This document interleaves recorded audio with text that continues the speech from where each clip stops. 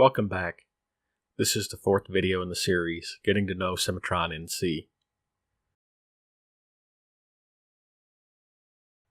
Today I'll be discussing remachine cleanup, rest mill, and pencil mill.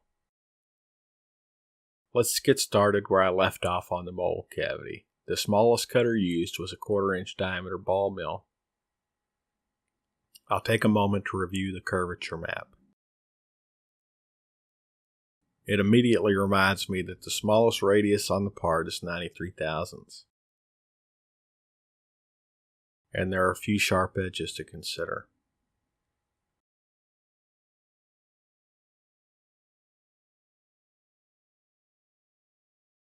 In my cutter table, I've loaded 3 different 1/8 inch ball mills to remachine this job. Remachine and rest mill procedures support the use of ball end or bull-nosed end mills. Each perform machining in areas with corners too small for the previous cutter to finish. From the left, I'll select New Procedure to create a remachine cleanup. You'll notice Cimatron already has the geometry selected. As new procedures are created, they inherit the information from the last edited procedure. In this case, that was the Finish Mill procedure. From the Motion Parameters tab, I'll uncheck Multi-Cutters and choose the shortest 1/8 inch ball mill from the cutter table.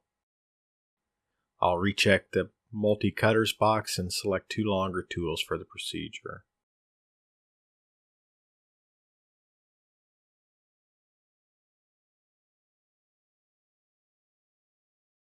I'll jump back up to Tool Trajectory. Here you'll notice the Re-Rough option is checked. This will allow the system to check the remachine areas for excessive material. If found, the procedure will re-rough as required to minimize the stock. It's completed as a Z-layers rough spiral operation. This will greatly reduce the possibility of tool breakage due to excessive material. I'll set the re-rough to machine within 4 thousandths and adjust the parameters.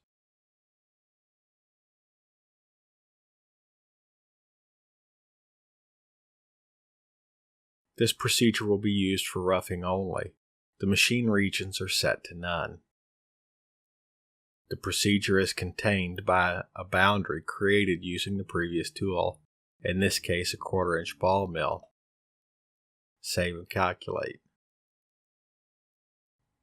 Next, I'll create a new cleanup procedure with the machining region set to split horizontal and vertical.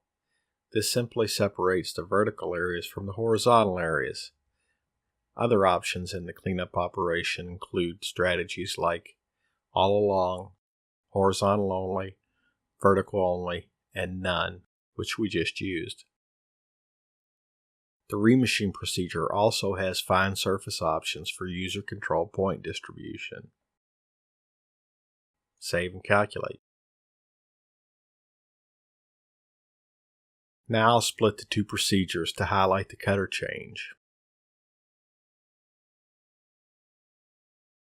The shortest cutter machined the upper area of the detail, and then the system loaded the longer cutters to complete the process.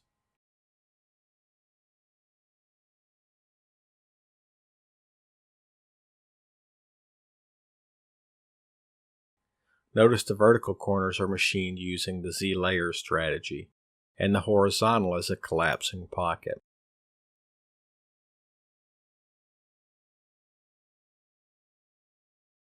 The second procedure I plan to discuss today is rest mill. It's contained similar to the cleanup, but the strategy is slightly different. It uses the same strategy available in Finish Mill by Limit Angle.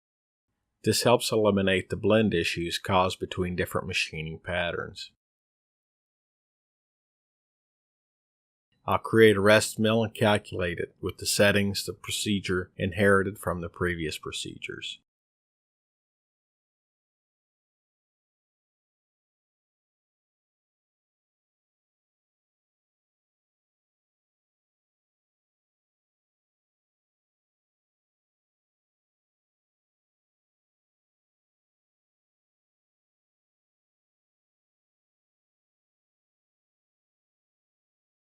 You'll notice the horizontal areas are done with a parallel motion, same as the original finish mill by limit angle.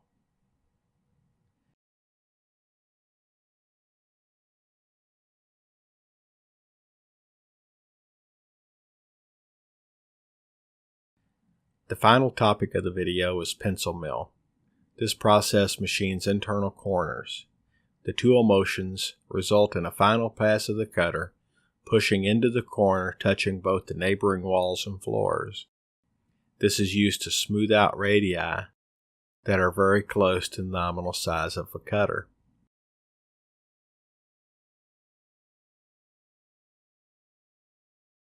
For this procedure, I'll be using a 3/16 ball mill. It has options for multiple passes, as incremental Z or surface offset. Both simply copy and offset the final pass. I'll accept the inherited and default settings, save and calculate.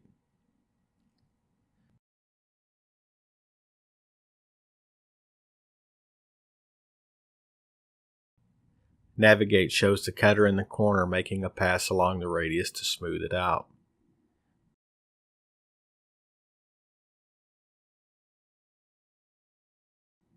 This brings the video to an end. Please stay tuned for the next video, auto tilt, convert to 5-axis, and guided cleanup.